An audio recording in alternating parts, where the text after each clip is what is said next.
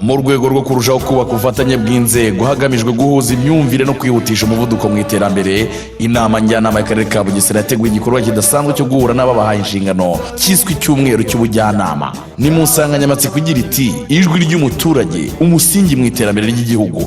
Iki gikorwa kizahuza abajyanama n'abaturage babatoye baganire by'umwihariko ku mikorere y'urwego rw'inama njyanama n'inshingano z'umujyanama no ku ruhare rw'umuturage mu bikorwa bitandukanye muri gahunda z'igihugu.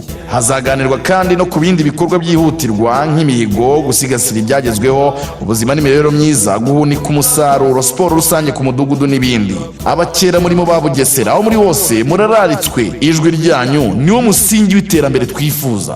Inora bakera murimo twaratsinze.